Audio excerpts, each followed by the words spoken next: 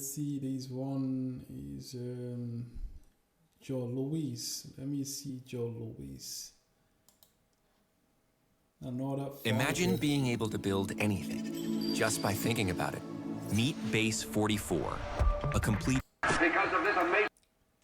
The impossible greatness of Joe Louis, boxing's most dominant champion. The real Captain America.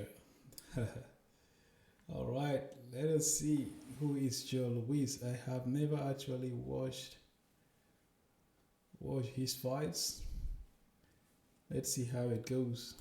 Record, the sporting press has nicknamed Lewis the Brown Bomber. Before Jackie Robinson or Muhammad Ali, there was Joe Louis. What's Joe Louis? Boxing's Brown Bomber was a champion's champion. Known as the Brown Bomber for his punch and string of knockout victories. Maybe he can go on. Yes, he's going to continue. A great inspiration in so many ways to so many people. The Brown Bomber. Greatest heavyweight of all time. It's going to be Joe Louis, the Brown Bomber. Brown Bomber. Born in Alabama in 1914, Lewis's parents were sharecroppers. He was around at a time when this country didn't treat black people properly. Yeah. There are about 9 million Negroes in our southern states, and the majority of them live on farms. Long and blistering days working the fields hardened the young Lewis. His father was committed to an asylum early in Joe's life, so his mother moved the family to Detroit. It was here, at age 15, he discovered boxing. He won the Golden Gloves and turned pro. People don't realize how many times he fought as an amateur. He fought over 50 times, won a Gold Glove, and found that area of competence that all kids are looking for. Lewis fought and won 23 fights in his first year as a pro, knocking out all but 4. Backing off, only courage keeping him up. Another good right hand by Lewis, and another! And down goes Alator. He was one of the most balanced fighters I ever saw, Ken. Always in position with his footwork. There's that left hook. Joe Louis with the best. Alator draped on the rope. He's being counted out. He was just so pragmatic and just so delivering. He just turns, he just does it like he's breathing. He's a master. I think he was the best heavyweight that I ever saw in my life. Joe Louis goes on to win another in his march to the World's Heavyweight Championship. His management came up with the brilliant strategy to grow Lewis's name. He would fight in the hometown of almost all of his opponents, giving the home crowd a chance to see their fighter stop this mythical Brown Bomber. As a result, Lewis set record gates at most every fight he had. I am the king. I am in best shape in my life, and I'm going out to beat Joe Louis. Alright, Turn back the clock to 1935. let's see what you can do, man. Joe Louis, his opponent, Kingfish Levinsky. Levinsky Let's is see what you can do. sure waves to his battle. Lewis tore through the division, a true first of his kind. You can see that even then the word was out. This guy Lewis is a killer. Stay away, stay away. Levinsky is scared to death. He never gloated. He never boasted. He didn't stand over his defeated foes. He's gotta be stopped. All of this was part of the image he knew he needed if he ever hoped to get a title shot.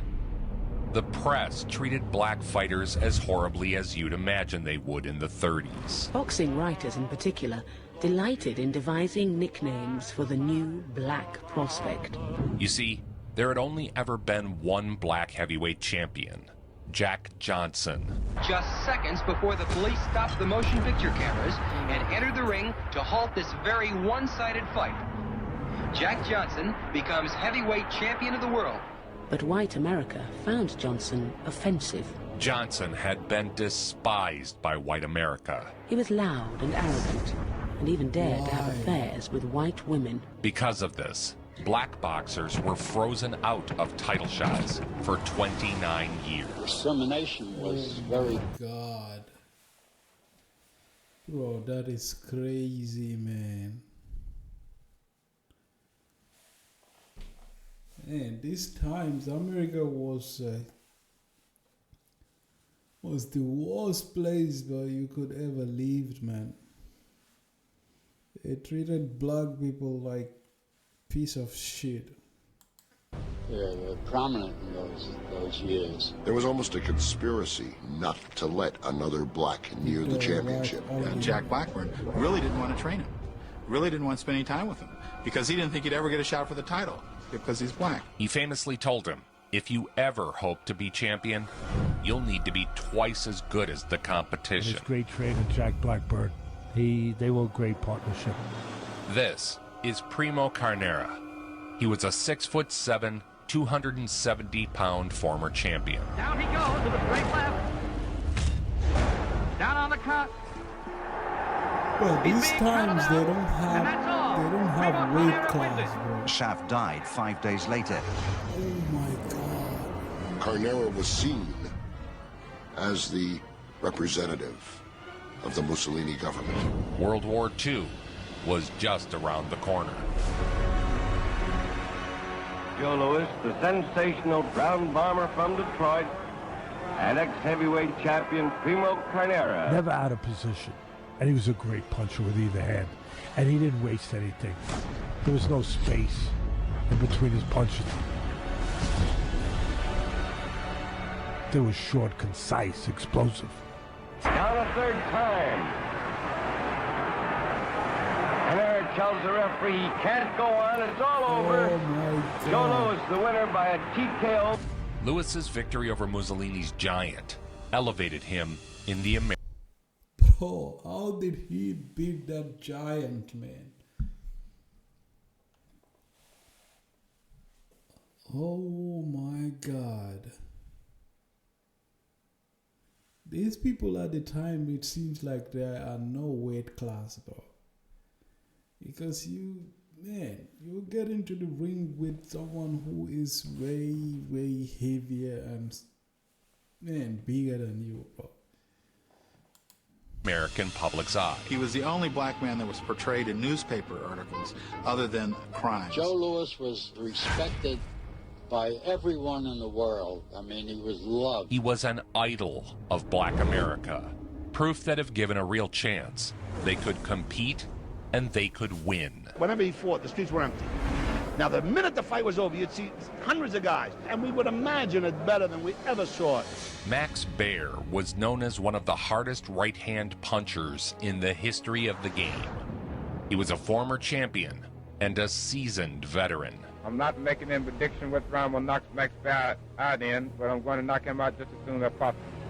In the midst of the Depression, Joe Louis versus Max Baer sold out Yankee Stadium and cleared the first $1 million gate in over a decade. Oh, I thought he was the turning point in boxing. There was a moment in time when a fighter threw punches that you didn't see and the other man fell. And then we knew it had become the sweet science. Joe Louis, a very, very economical mover, wastes very little, very hard puncher. These jabs are crazy. A true practitioner of the sweet science. And he's gone down now from a right to the chin. Slow motion fall there from Maxi Baer. Man, I thought Sweet Pea was the master of sweet science, man. I thought Sweet Pea, that is Pernell Whitaker, is the master of sweet science. Joe Louis is also good. And he was the greatest finisher maybe of all time in the heavyweight division. Not maybe, he was. He got you hurt, he got rid of you. He got you out of here. You didn't get a second chance. Joe Louis dropped it 4 times in 4 rounds. A fourth round winner by knockout impressively over Maxi Baer. Didn't he do well? Pressure was mounting to grant Louis a title shot. You don't need half a drugstore in one bathroom to get good skin. Often, less can be more, like with the Hilo B5 ring. But there were many who still could not accept a black fighter. He was passed over. A champion. Oh my God. And it even caused a riot, man. Again and again. And a 21-year-old Joe Louis, the overnight sensation of the heavyweight division, meets highly regarded Charles Retzlaff. Louis fought everyone who was out there. It's not Lewis's fault that he was so much better than they were. Louis was a devastating counterpuncher. Powerful.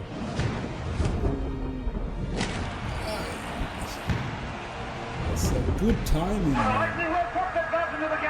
That's a good timing. Louis, who already had a reputation for never letting his hand get away, moves in to finish it. He stalked the guy.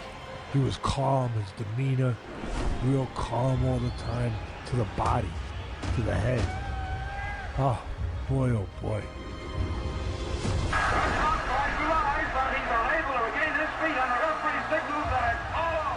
His dominance in the ring.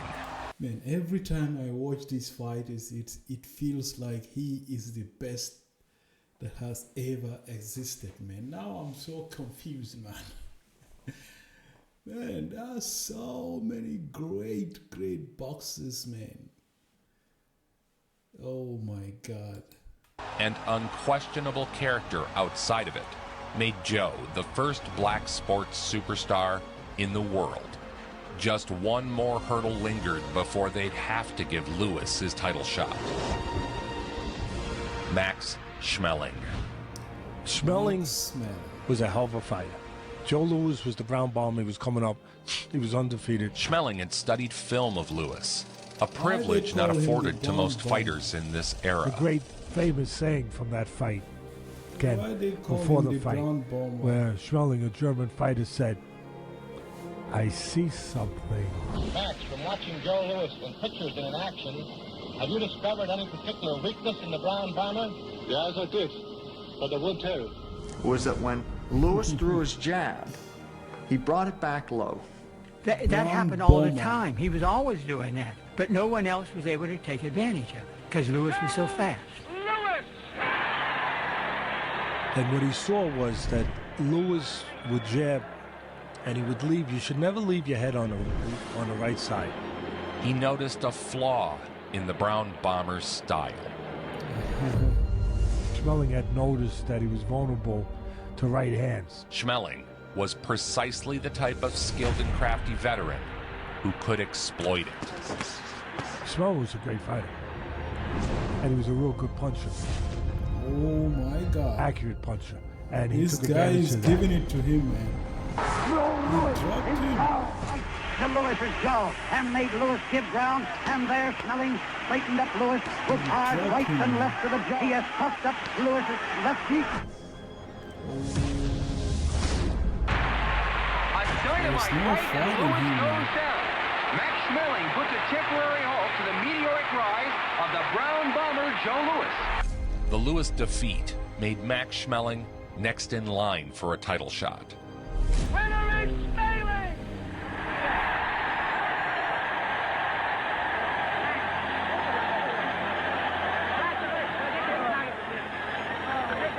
The Brown Bomber won his first 28 fights before being knocked out by Max Schmeling, a former world heavyweight champion from West Germany. Now here's something funny.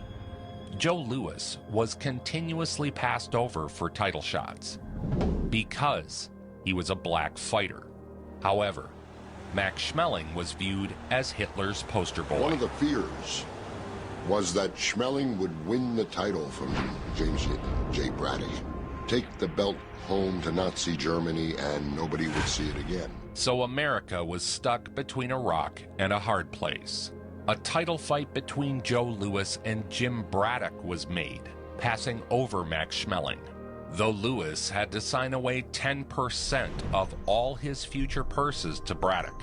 Braddock's manager basically made Louis agree to give him a percentage of his purses for the rest of his career to get the fight. What? Yeah, but there was an understanding that, you know, you're not getting a fight otherwise. For the first time in 29 years, a black fighter would get a shot at the heavyweight title. And now, here in Chicago, the heavyweight boxing title is at stake. Will Joe Louis walk out of the ring as heavyweight champion of the world? We'll soon know. There were history of black families, you know, poor black families that would get hope from just saying, hey, Lewis did it. I don't want to hear that you can't do this. Joe Louis did it. A challenger from Detroit, Joe Louis. And so he was that important. That's the only point I'm making here. He was that freaking important that what they fought, what they did, what they overcame, where they came from. When you talk about all the things that we're here to talk about character, about talent, about perseverance, about resiliency, about caring about more than yourself, about strength. When you talk about all those things that we try to say that we care about, he was all that. He was all of that. Right hand, man. Right hand. 3, 4, 5, 6, 7, 8, 9, 10. The Brown Bomber had captured the heavyweight title. He was champion at last.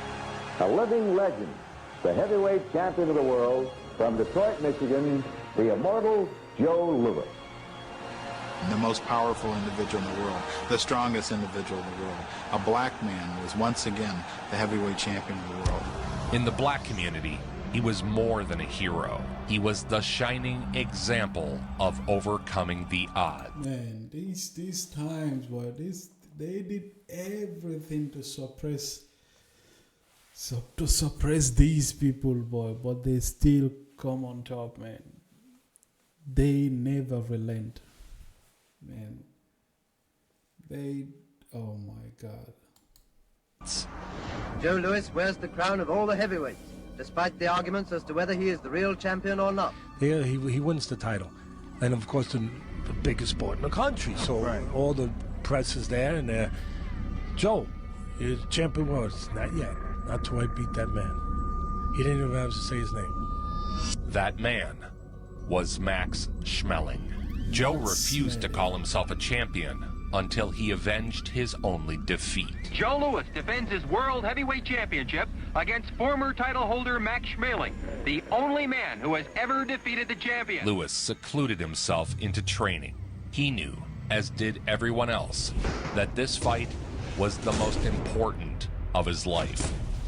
Viewed as a battle of nations, politics, ideas. Boxing is war individualized.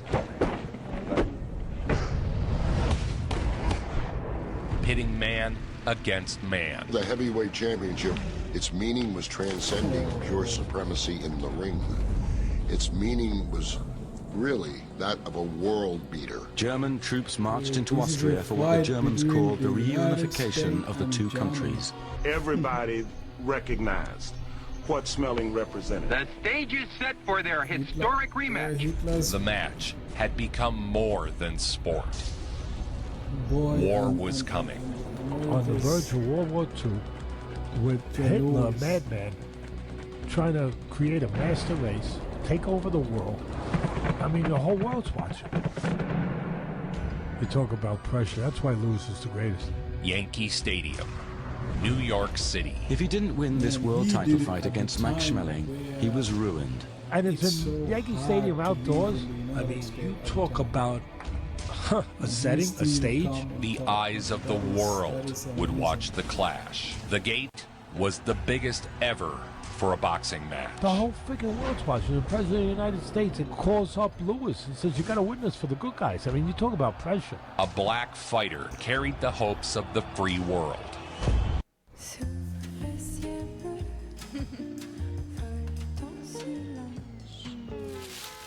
Check mal lieber Kleinanzeigen. Da gibt's Designermöbel zu richtig guten Preisen. Mach jetzt die besten Deals und spar ordentlich Kohle. Kleinanzeigen. Große Wirkung.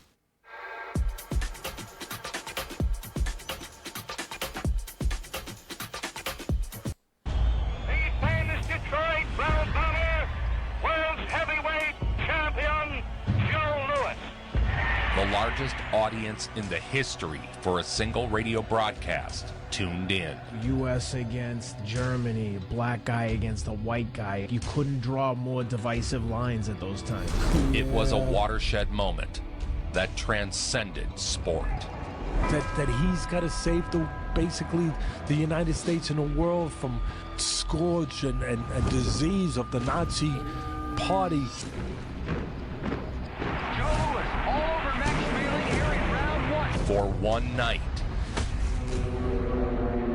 Joe Louis had united the free world under a single cause. A crushing right explodes off Schmeling's jaw. Joe steps back. And Schmeling was in fear right from the beginning. He realized that this is something else, a different cut of cat. How does he respond to it? He destroys him. He annihilates him. He knocks him out in one round. A left hook to the jaw, and Schmeling is down. The count is That to me is one of the best stories of a heavyweight fight. Schmeling fell victim to the Brown Bombers blitzkrieg. I think that's the greatest single event in the history of the world. It doesn't look like Schmeling's going to make it. It's all over. Joe Louis electrifies the boxing world with his magnificent first-round devastating knockout over and still champion, Joe Louis! Louis's victory electrified the country.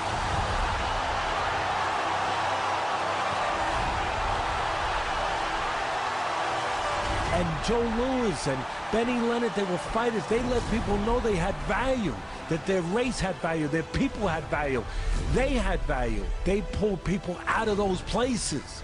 It was the most uniting force I've ever seen in my life. He began his historic run of 25 straight title defenses, 22 by way of knockout. We interrupt this program to bring you a special news bulletin.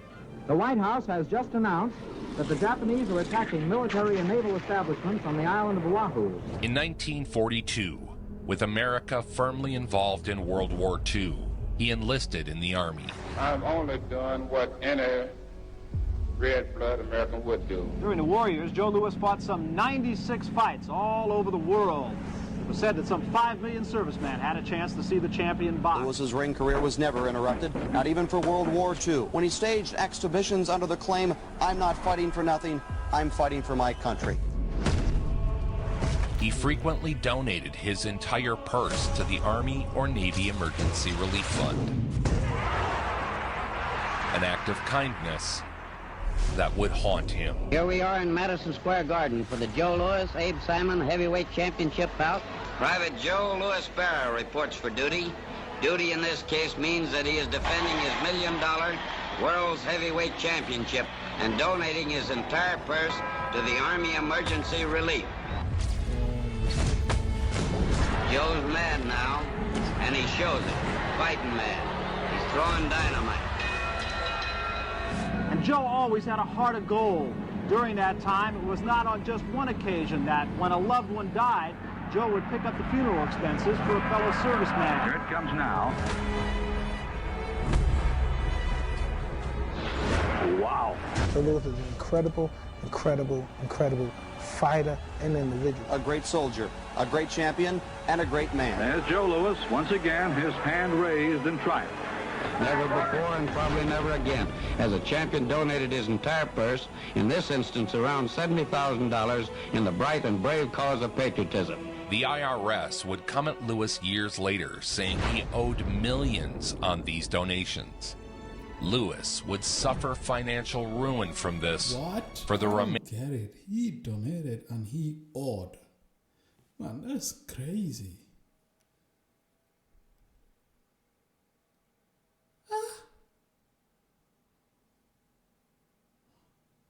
Remainder of his life. To this World Heavyweight Championship for the benefit of the Navy Relief Fund. All these fights for the troops, sacrificing so much to be an example for the country, and he was ultimately left penniless as a result. And he's gone over. Billy Conn on the floor in round 13. Well, I'm not waiting for nothing. I'm waiting for my country, and I think that's about the biggest piece of work that anybody can do. The heavyweight king, Joe Louis. Joe Louis was an authentic hero as opposed to a surplus hero. In all, Louis spent 17 years in the ring, 12 reigning as heavyweight champion. Now it's Joe Louis, the Brown Bomber at his dynamite best. The war was over. That the forces of Germany have surrendered. Louis had now been champion 10 years. Father Time is undefeated, and many were speculating when it would come for Louis. Between the champion, Joe Louis, and his challenger, Jersey Joe Walcott. The super fight brought out all the celebrities. And from Hollywood, Jack Benny and Bob Hope, Eddie Cantor, Joan Blondell, and producer Mike Todd, and FBI Chief J. Edgar Hoover. Boom, perfect timing. For the heavyweight championship of the world, champion Joe Louis in the black trunks, challenger Jersey Joe Walcott in the white trunks. Win, lose, or draw, Louis had stated his intent to retire following this fight. Walcott is out in front. He's knocked Joe Louis down. And the crowd, the big crowd here at Yankee Stadium now is really on the edge of their seat.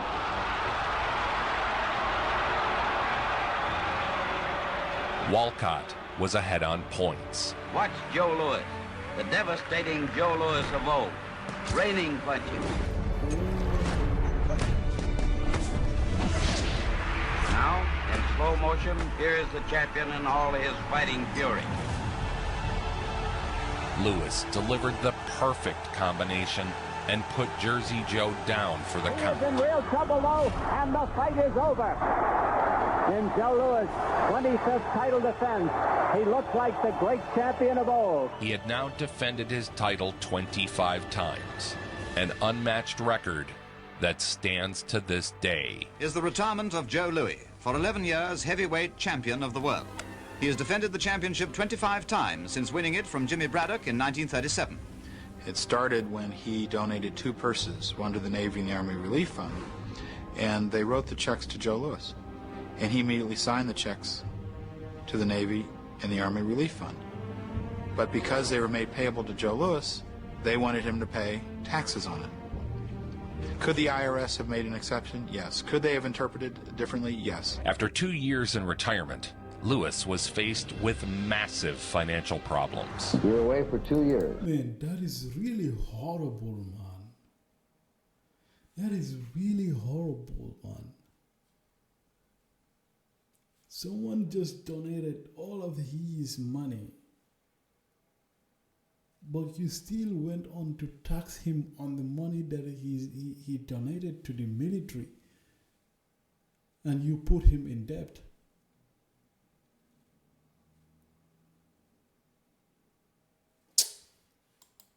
I waited for 2 years. Yeah. And the income tax has also something to do with me coming back too. Yeah, we know that. So it was a good payday.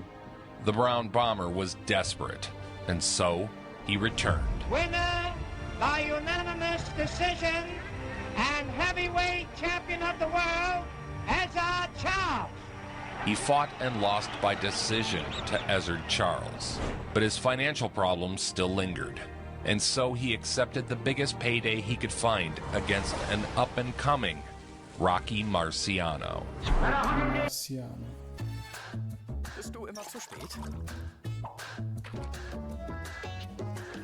84-pound Rocky Marciano versus at 210 pounds the Brown Bomber Joe Louis. Louis has 3 inches on Marciano in height and 9 inches in reach. He had no subtlety. He had a Susie Q. The greatest right hand in the history of boxing. Marciano's right is his most damaging weapon. And Joe Louis said, he doesn't really fight by the book, but I got hit by a library tonight. Marciano's the sluggard type of fighter. His arms are unusually short for a heavyweight, but he's strong and he's powerful. You can compare him to a street fighter with a huge heart, and he never lost. His career finally came to an end when he met Rocky Marciano in 1951. Marciano knocked him up in the 8th round. Marciano's hard left hook sends Louis sprawling to the canvas. It was immediately clear that Marciano's power was too much for Lewis. Now watch. A left. Another left crumples Lewis. A blazing right. Marciano was known like having unbelievable strength in his Too much for Lewis. There's nothing like too much for Lewis. Someone that has retired, and you force him to come back from retirement because of the debts that you put on him.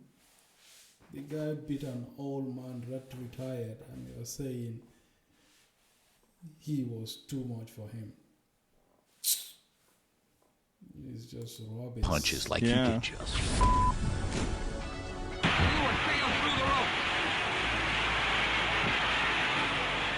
Rocky Marciano had something that you can't teach people. Which is just brutal brute power. strength, brutal power. He just had the ability to land these bone-crushing shots. The fight would be a passing of the torch moment from one legendary champion to the next. Seeing Joe, the great Joe Louis, defeated, ending up his career that way, I think at that moment it might have influenced me in retiring maybe a year before I would. A tragic and sad ending to the career of perhaps the greatest of all time.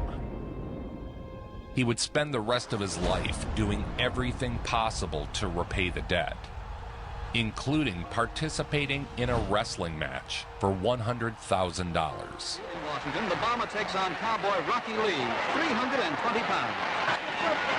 After 10 minutes of tugging, hauling, and poking, a right forearm smash sends Lee out of the ring. And the winner is Joe Louis. Despite this final payday, Lewis was still deeply in debt. He couldn't catch up to the IRS, who were charging him $50,000 a year in interest alone. He ultimately found a home at Caesar's Palace in Vegas. How long have you been working here at Caesar's as a greeter? 7 years. Where he lived and worked until he died at age 66. Today, America lost one of the finest boxers of all times. Joe Louis died of heart failure today in Las Vegas. He was 66 years old. For an emotional service in memory of the former heavyweight boxing champion Joe Louis, who died of a heart attack last Sunday. He was laid to rest in Arlington National Cemetery with full military honors. Former heavyweight champions Jersey Joe Walcott, Joe Frazier, Muhammad Ali, all came to Arlington Cemetery yesterday to pay their last respects to Joe Louis, who may have been the greatest heavyweight of them all. He was buried to the words of the New Testament, "I have fought the good fight."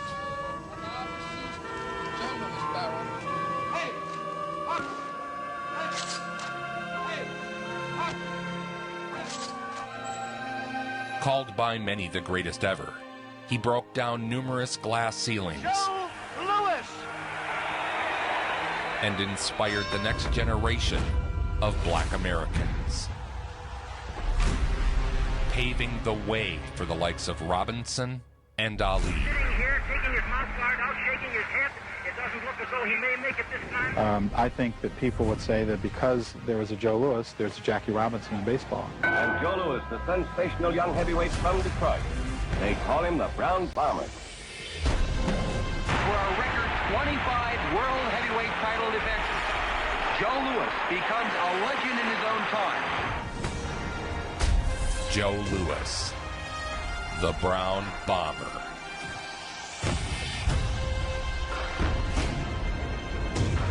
Adored by fight fans throughout the world, respected and feared by all heavyweight challengers.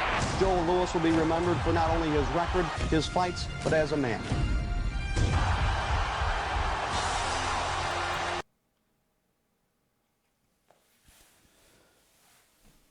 And he was a hero, man.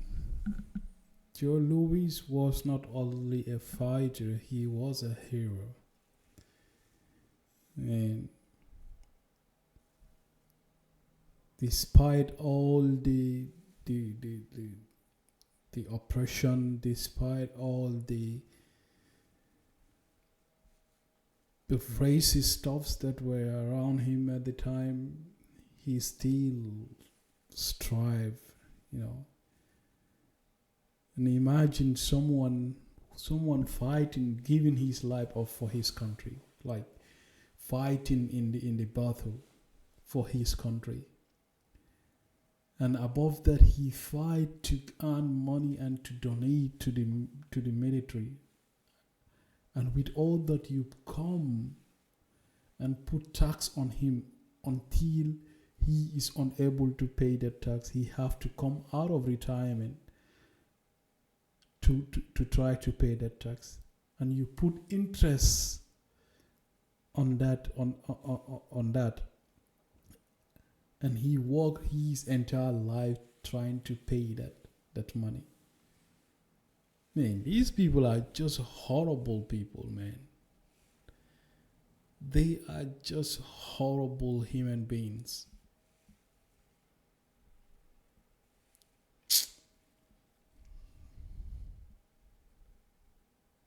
Yeah, rightly so. This commenter says he fought for the country, and of course the country didn't fight for him. R.I.P. Joe. That pisses me off. Of course, the comment section, I understand, is going to be this way. This is just horrible.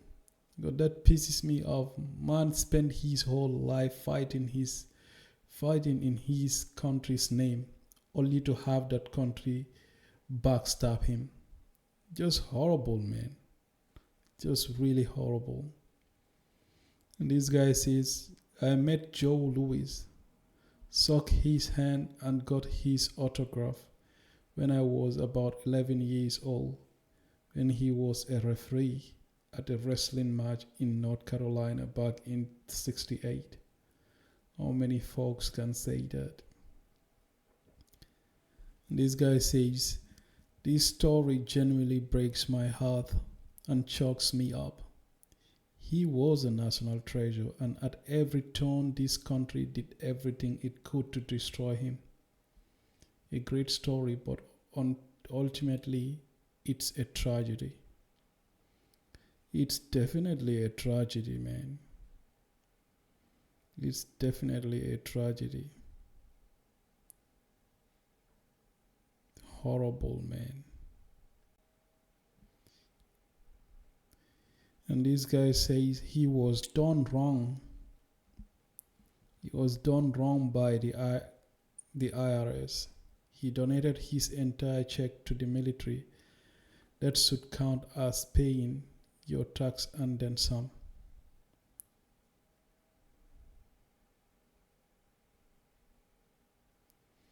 And rightly so, I think so. He was 167 years old when he fought Rocky Marciano.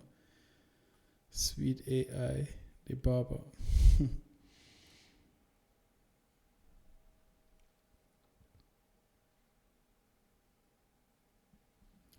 Man, it's really, really heartbreaking, man. It's really heartbreaking. You give all what you can for your country, and only for them to come back and stab you in the back, put so much debt on you, and you have to work your entire life to pay that. Man, it's just heartbreaking, man.